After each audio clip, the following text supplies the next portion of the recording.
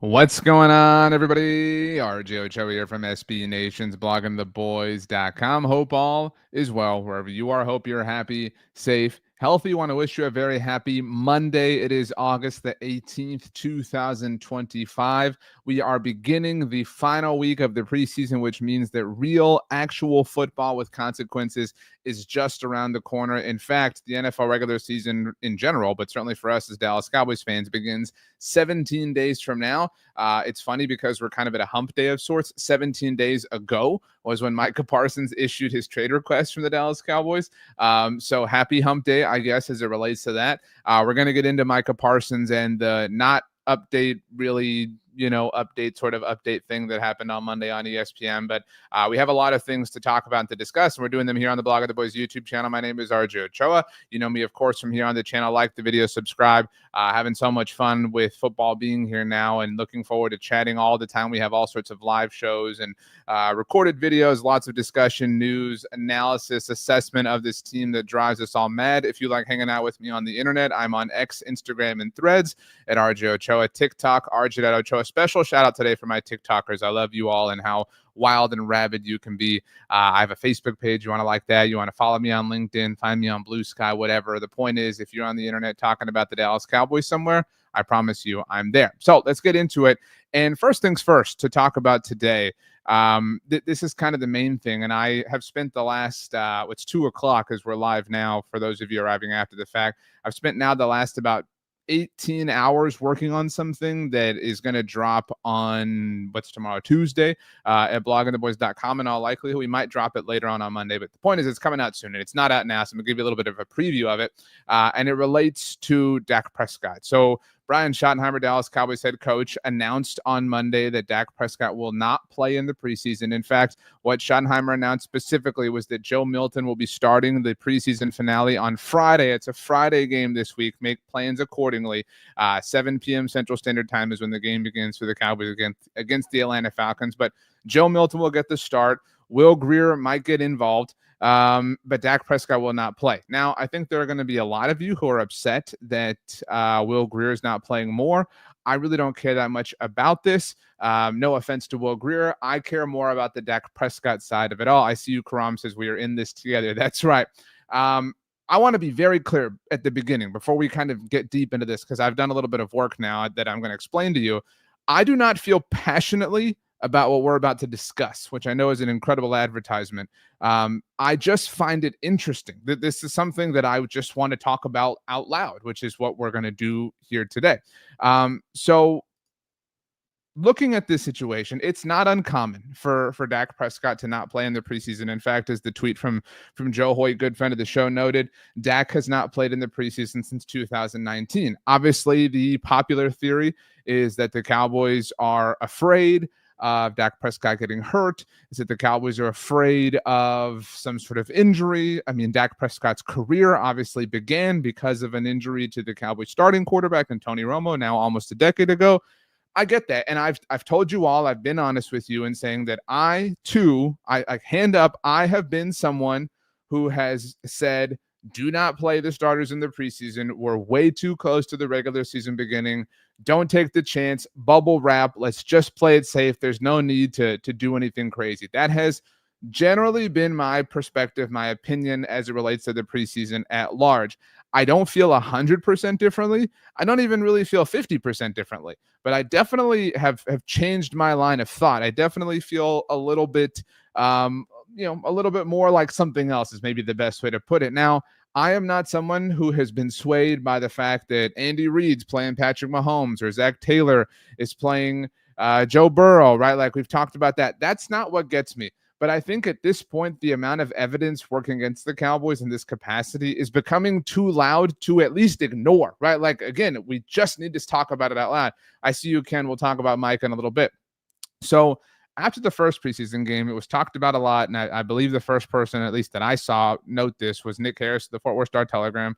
After the first week of the preseason, the Cowboys were the only team in the NFL who had a healthy first-round pick that was a healthy scratch. Tyler Booker did play last week against Baltimore in the preseason, but he did not play in the preseason opener against Los Angeles. And again, week 1 of the preseason, the Cowboys were the only team whose first-round pick, this year's first-round pick, obviously, was healthy and did not play.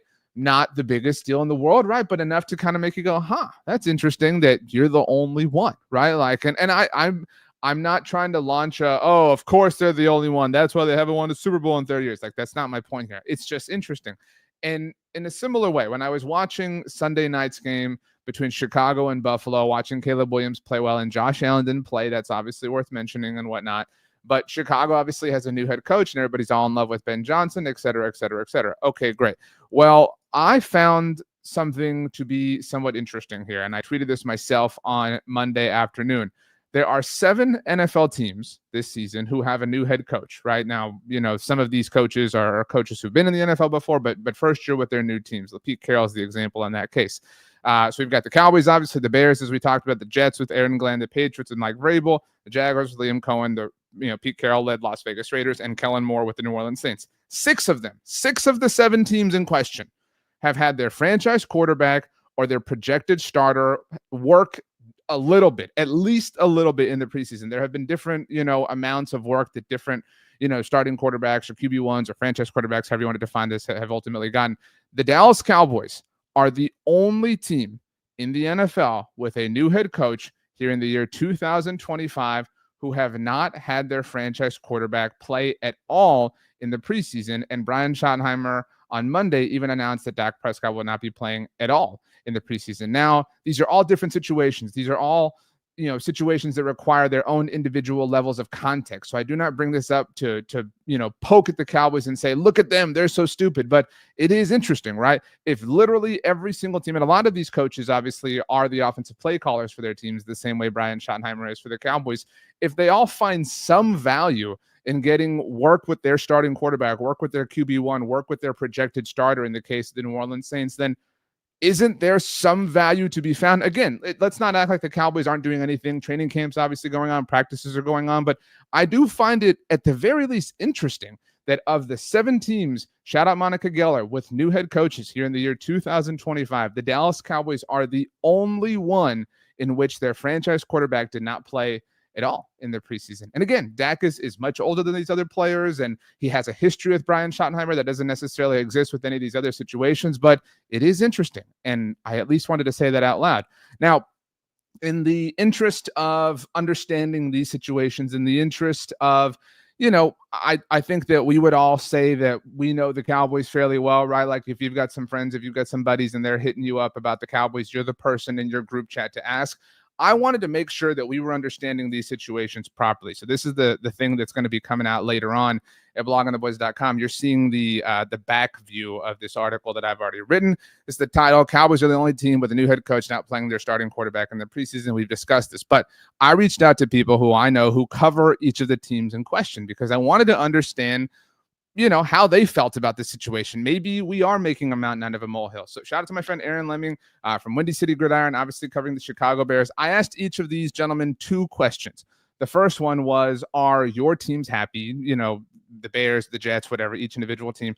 Is your team happy? Are the fans of your team happy that the quarterback in question, whether it's Caleb Williams or Justin Fields or whoever, with the teams we're talking about, are the fans of this team happy that the quarterback played, the starting quarterback, QB1 projected starter? Because again, New Orleans is a little bit different. And secondly, do you think it was worth it for these quarterbacks to play? These are the 2 questions that I posed to each and every single person. A big thank you to my friends in the media who helped me get some context here. So Aaron Lemming covers the Chicago Bears and said, absolutely. In fact, most fans, you can obviously pause this if you want to read it at your own, sort of pace. We're not going to go through the whole thing. We're going to just kind of skim through it, but noted that it was awesome to see Caleb Williams play and that a lot of people wanted to see Caleb Williams and the other Bears starters play in the preseason opener and they didn't. So a lot of this, again, is contextual. You've got Ben Johnson, brand new head coach, never been a head coach. Obviously, this is all true for Brian Schottenheimer as well. But, this offensive wizard. Everybody's really excited. And Caleb Williams, who's a former number 1 overall pick. And again, we could sit here and lay out all the details for each and every situation, but you can read that Bears fans are pretty pleased that Caleb Williams got some work in the preseason. This was the second question was he does believe that because of the history of the quarterbacks in Chicago, that Caleb Williams' rookie year, obviously that Matt Eberflus oversaw, it was met with a lot of panic. And so to be able to get some, answers about this was helpful for Bears fans. Now, Karam said, I know Sean McVay doesn't play his starters. That's fine, but Sean McVay is not in his first season with the Los Angeles Rams at this point in time. Karam notes, I don't think Dak doesn't need to play in the preseason, and I don't really care about it. That's fine. And again, I'm not even telling you that you have to panic here, Karam, but it is kind of interesting. I agree with you, though, Vic, saying Caleb Williams needed the preseason. That's very fair. Now, shout out to my friend, my guy, Jake Assman. Jake is awesome. You are here on YouTube. Jake's channel is amazing, does an amazing job. I've known Jake for a long time. Jake Assman, the Jake Assman Show. Jake rules. Anyway, he said that he believes Jets fans are happy that Justin Fields played because Aaron Glenn has stressed having a physical camp all summer. That sounds like Brian Schottenheimer does it. And the Jets have had live tackling drills and gone out of their way to have a physical training camp. So not playing Fields because they're afraid of injuries would be a huge, I think he meant contradiction here, but I wanted to keep, his words to him, to everything they tried to establish. And look, Justin Fields even had an injury scare early on in training camp and still played in the preseason. He said he believed it was worth playing Fields because the team needs the reps, et cetera, et cetera. My guy, Bernd Buchmasser, covers the New England Patriots for Pat's Pulpit here at SB Nation. Talked about Drake May and how he played a pair of series in both preseason games so far, and that it was important. Obviously, Josh McDaniels has been around the block for the Patriots, but he's working with Justin Fields, with Drake May for the first time. But I loved Burns' answer was my favorite. No disrespect to anybody else, but he said, had May gotten banged up or repeatedly shown the snaps would have been detrimental to his confidence. It helped that both Washington and Minnesota rested its top-level defenders. Again, there's context that's needed in this discussion all the way around. The mood might be different, but I'd classify this as a no-harm, no-foul situation. I agree with all of you who are saying and who are offering that you don't need to see Dak Prescott play in the preseason. I'm completely with you.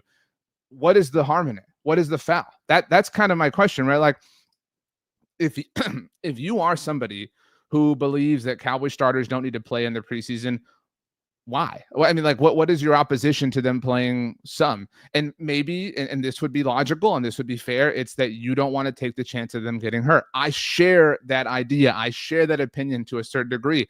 But I don't think that it's fair to just throw out that there's worth and that there's value in your starters and your best players and your most potent offensive players or most potent defensive players getting some work. We're seeing across the NFL in a lot of different ways, and I don't mean to just be looking across the aisle, but I don't think you can just dismiss that it's worth nothing. And this isn't about, the Cowboys haven't won anything for 30 years. It's just about the time is there. The time somewhat matters. And to just thumb your nose at it because you feel like it, I think is ignoring an opportunity. And so I don't know. I don't think it's a big enough deal to call it a mistake, but I think it's a big enough deal to say, or at least ask the question and get a legitimate answer to say, why are you doing it this way? Vic says, I really like Aaron Glenn and how he coached, but all the quarterbacks that have played are unproven quarterbacks. You're talking about the quarterbacks of the first-year coaches that we're talking about this discussion. That's a fair point. Again, that's why I said here that context mattered. They may be good, but Dak has over 5 years in the league, has played at a top 5 to 10 level. Vic added, Dak also has an injury history. Why play him and then get hurt? And he will have to rely on Joe. I agree with this. I'm not, disagreeing with this at all. I will say, though, that if we're like, and I'm not trying to twist your words, Vic, so please don't take it that way. But if we're really that scared, then, that's kind of a problem. Like, if you really feel like he can't go out there for a series that you're completely designing, by the way, like, I mean, this is, no one is saying Dak needs to go out there and be running RPOs. Like, that's not what we're saying whatsoever. And to be clear, we're also not saying, and I don't mean to say we, like, I'm not trying to speak on behalf of anybody but myself. I'm not saying that, that without this preseason work, that it's impossible. You can't, my point is not that you can't win the Super Bowl unless your starters play in the preseason. But my point is simply, this is interesting. I mean, the Cowboys are on an island, right now. They were on an island with Tyler Booker being the only healthy scratch as far as first-round picks were concerned who didn't play in the first week of the preseason. They're on an island as far as being the only team with a new head coach, new offensive play caller who is not having their franchise quarterback play. And I think that would be the value. if I'm trying to answer my own question, which is what is the value in taking the risk? And I don't mean to imply that the risk isn't real, but what is the value in taking the risk of your starters playing in the preseason? I think the value is that it's a game-like environment and you're getting to go against another team. It's not scripted in the way that full practice is. And not to say that all practice or all portions of practice are scripted. I think that my point is pretty obvious here, but you get a chance, hypothetically speaking, to go out and have a series, have a possession, gain a first down against another team in a game-like setting. There is some value in that. You may think that it's minimal. You may think that it's microscopic. You may think that it's not much, but I can promise you it's a non-zero quantity. And that's the ultimate point here. And maybe it's not worth chasing that non-zero quantity, however much we define it to be, but to act like it is a zero quantity is not fair or representative to the facts of the matter, in my personal opinion. But let's get back to this article. It's fantastically written, not to, brag about myself. But Bernd also noted that he would say it was worth playing Drake May. It all comes back to the experience mentioned above. May mentioned after the this is again, we're talking about Drake May of the New England Patriots. All circumstances different, like we've said. May mentioned after the Vikings game that the operation and communication are different in a live game setting than in practice. This is why I wanted to bring in these opinions from people to kind of, again, consider things that maybe you and I weren't talking about here, and that getting a few reps in helps understand of what to still keep working on before the start of the season. And he used a particular delay of game penalty against Minnesota as his example. I love this. Bernd is the best. Bernd, I can't get enough of Bernd. JP Acosta is amazing, covers the NFL and life at large for SB Nation, but is a Jacksonville Jaguars fan. He's a good friend of mine. He loves the movie Cars, which is a little bit overrated, and I say that as the father of a 3-year-old. So just know that I'm being that brutally honest. I'll get to your point in a moment, Vic, but JP talking about the Jaguars, Liam Cohen playing Trevor Lawrence said, I think Jaguars, he's talking they're happy being Jaguars fans. It's been extremely limited, and the starting offensive line has played in front of him, so I think the fans have liked the process behind it. And he said, I think it was a good idea because it's a new offense. I want him to get some live reps against the teams with different helmets than them, especially because I don't think they've done joint practices this year, talking about the Jaguars. Again, these are pros. There are pros that can be obtained, can be sought after. Whether they're worth being obtained or worth seeking is a different matter, is a different debate. And that's ultimately the point that I'm trying to convey here. Let's get to your question, Vic. Says, is Schotty technically new? He's been here for at least 2 years. He knows Dak, right? Again, we said that at the top of this discussion here, that is a part of the necessary context, that unlike Liam Cohen and Trevor Lawrence, technically speaking, Brian Schottenheimer and Dak Prescott have worked together, to your point, for 2 years. Now, we could sit here and really pick this apart and say, well, he didn't technically call the offensive plays and blah, blah, blah. But you're right. You're fair. That's completely and totally valid, which is why, again, each of these situations is very, very, very different from one another. No two are the same. It's worth noting that Brian Schottenheimer has a connection with Dak Prescott that, Caleb Williams doesn't have with Ben Johnson, just to use as a different example. Alex says in the chat, since they don't want to play Dak, I really don't want to hear anything about rust after the start of the season. That's fair too. I mean, and that's an argument against sitting the starters, right? Like if we're examining pros and cons, if we're truly making a list, the argument against sitting your starters so much is, well, and not that you should do anything in the name of having excuses. I know that's not your point, Alex, but I mean, it will, like, if they go out and get their doors blown off in Philadelphia and they come out and they're like, yeah, we're finding our rhythm. No, Miss Lippy. No, you had a chance to do that, even in a minimal, small preseason sense, and you chose not to. And not that we could really do anything about it, but the point, to Alex's point, is that we are keeping receipts, is basically what I'm trying to say. Let's get back to the article to round this out with our last two contributors. Bill Williamson covers the Las Vegas Raiders for Silver and Black Pride. He noted that Raiders fans are happy. Bill's a short person when it comes to commentary, so he said the Raiders are happy. Raiders fans are happy because it was not Geno Smith playing quarterback for them anymore. Excuse me, it was not Gardner Minshew. It is Geno Smith. But he said that Raiders fans were happy because he threw bullets and he doesn't expect them to play next week. The point is Geno Smith got some action. Everybody also saw the photos of Geno Smith in Seattle, which were interesting. And finally, shout out to my guy Nick Jennings, who covers the New Orleans Saints for Canal Street Chronicles. And this is the most unique situation in my mind because the Saints don't have an obvious starter in the way that every team we've been discussing here does, but they do have to pick obviously between their two options. And Nick noted that, the Saints have used time to get, looks at both players, both options, both opportunities. And that's ultimately the point. The point here is that preseason football is meaningless. I want to be very, very, very clear about this. But there are things that you can learn from it. There are things that you can mine from it. And so to just say, you know what, we don't want to play our starters. Okay, that's fine. Why?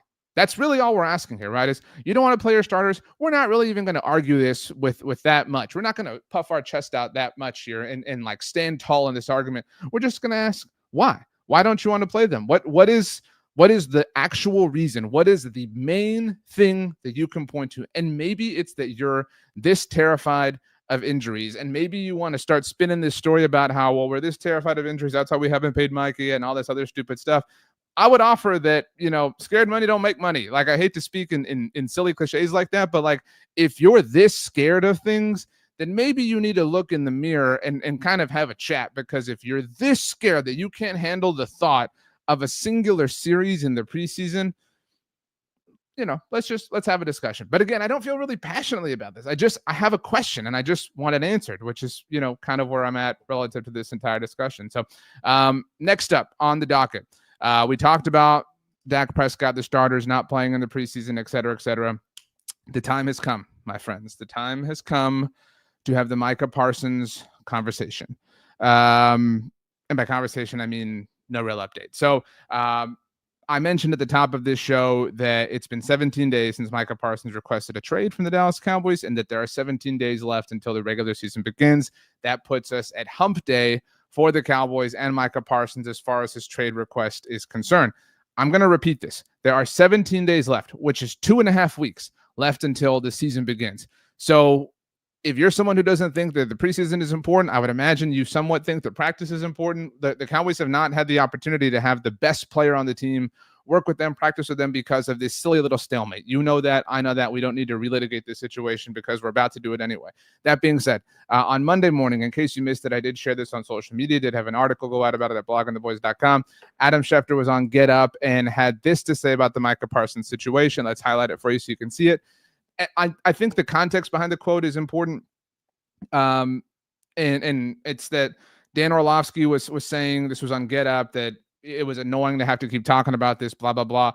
Mike Greenberg jumped in and said, that it was super predictable that the Cowboys were out. And a lot of people share this theory, obviously, that the Cowboys were going to swoop in the night before the opener or the day of the opener and get this done to try to steal the thunder away from the Eagles, whatever, blah, blah, blah.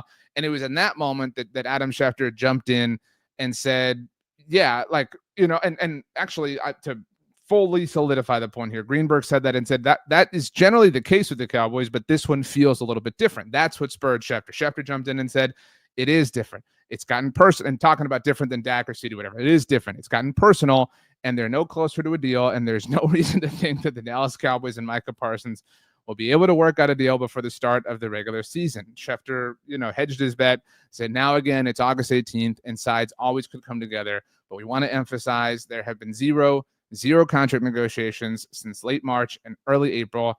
Is that going to change all of a sudden? I don't think so. Now, a lot of you are going to say in the comments, and I appreciate those of you who do comment, make sure to like the video, subscribe. Those things mean a lot to us. I know a lot of you are going to say, they said the same thing about Dak last year. They said the same thing about CD last year, and those things got done. Yeah, none of us, I maintain that there are none of us here who are shaking in our boots. Like none of us hold the opinion. I'm not going to speak for a whole group of people, but I don't think that many people are legitimately sitting here saying like, oh my gosh, he's going to get traded to the Packers. I don't think anybody really feels that way. I think if I had to guess based on my assessment of, Cowboys fans who I interact with, who I'm fortunate enough to interact with, I think the most popular disposition is, dude, this is annoying. Dude, this is not fun. Dude, this is exhausting. Dude, you are ruining this. Like most people are just fed up with this, just want this over. And I would even say that some of them probably even feel like trade him. Like, not that anybody wants the Cowboys to trade Micah Parsons, but I think so many people feel like, dude, S or get off the pot. Like, just make a move, do something, like move in one direction, whether it's this one, that one, or another one, but just take a step. It doesn't even have to be forward, but just do something. That's honestly how I think most people feel about the Cowboys, because they're just treading water, whether it's with the Micah Parsons situation or not playing any starters in the preseason. They're just existing. They're just aging. They're just sitting, taking up, surface area. That's all they're doing right now. And that's why people are so exhausted with them. They're exhausted with the game of it all. Just take a step in a singular direction. Prove to us that you have some level of a plan, because as the great philosopher Phoebe Buffet once said, right now you don't even have a plug. Let's get to the chat. Alex says, in before the Parsons lack of a deal is framed as a positive. Yeah, that's you're right, Alex. They are definitely going to say like, oh, this was brilliant. They didn't have to go through this. And then, Micah, I don't think Micah's done anything wrong here, but Micah will have the quote that's like, yeah, I feel really fresh. I feel even more fresh than if I'd been through camp. Sometimes I feel tired. Like, they will definitely start spinning that as the collective group. Karam said, do the Bengals have it worse with Trey Hendrickson?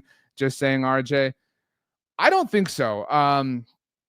Because like, I know you're answering this or asking this in a jokey sort of way, but like, and let's be straight up here.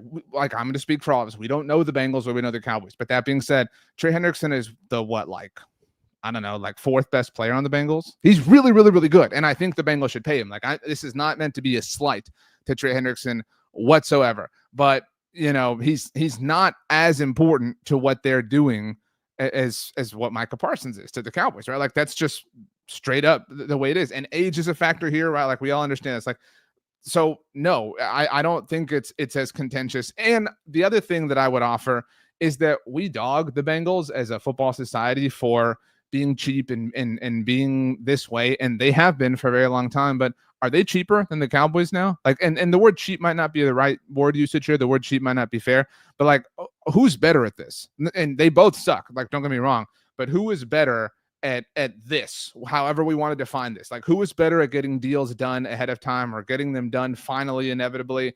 The Bengals or the Cowboys? I think the Bengals are better. Like, again, this is not a fun race to watch, but I think the Bengals have them beat out. The Cowboys are just louder and on first take more. That's the only real difference here. And right now, I think if we all had to bet, if I came back from the future and I said, like, trust me, I'm telling you, Trey Hendrickson gets a deal from the Bengals, Micah Parsons gets one from the Cowboys. If you knew that those things were both going to happen, because obviously now there's some trade discussions around Trey, but whatever. If you knew they both got deals done with their respective teams, who would you guess happens first? We would all guess that the Trey Hendrickson deal gets done first. Even if Trey Hendrickson gets traded and gets traded, I don't know, the Panthers, right? I still would bet that he gets a new deal with a new team before the Cowboys get a deal done with Micah Parsons. I mean, that's just the way that this whole thing goes. Alex says, Jerry's going to play this game of chicken one day and meet a player that doesn't cave in the end and leaves because of disrespect. Maybe it's Micah, maybe not. I agree. Like, Micah's coming really close. Like, Micah has gone farther, right? Like, we all agree he's gone farther in this game of chicken that you referred to. Micah has gone farther. Maybe not gone farther, but been louder, stood taller than Dak did or CD did, right? Like, Micah has played this game differently. So in that sense, he has come the closest to taking it the full 10 rounds. You're right. We'll see whether we get there. We're kind of finishing the 8th one right now. And Alex noted that the Bengals don't do this every year. Ken adds in the chat that I'm a true Dallas Cowboys fan. I'm 37, fed up with the Dallas Cowboys. I mean, that's just... that's the way it goes. I did want to get one last thing in here before we got out of here. Shout out to Dan Rappaport from Dan on Golf. I love golf. I also cover golf for SB Nation, in case anyone was unaware. And maybe you like golf, maybe you don't like golf, but either way, I think that this will be of interest to you. Scotty Scheffler, who is the best golfer in the world. I'm trying to find where I put this video. I don't know where it is. I could have sworn I had it here. Where did it go? And there, it's uploading now. But anyway, Scotty Scheffler, who is the best golfer in the world, won the BMW Championship on Sunday. Well, yeah, today's Monday, so on Sunday. And yeah, I lost this video again. I don't know why. That's weird. But either way, I'll just tell it to you since the file doesn't want to work. He was asked in a fun, joking kind of way how many wins he thought the Dallas Cowboys would have. Scotty Scheffler was asked, and he said that he saw someone say their ceiling was 11-6, and he wanted to say that to be optimistic. So, best golfer in the world trying to manifest 11 wins for the Dallas Cowboys this year. That's good to know. Thanks so much, everybody, for hanging out. My name is RJ Ochoa. I love talking Dallas Cowboys with you. Like the video, subscribe, tell a friend. You can follow me on any level of social media. That's X, Instagram, Threads, TikTok, Facebook, LinkedIn, Blue Sky, emails, rj.ochoa@sbnation.com. You can also leave a comment down below, and I'll do my very best to get to those as well. We're going to be okay. I promise. We're going to be okay, even though a lot of this is super duper annoying. We're going to be okay. But until then, we're going to get there together. That's really all that ultimately matters, isn't it? That we enjoy the ride with one another. So let's go ahead and get out of here. Thanks so much, everybody, for hanging out, and we will see you next time.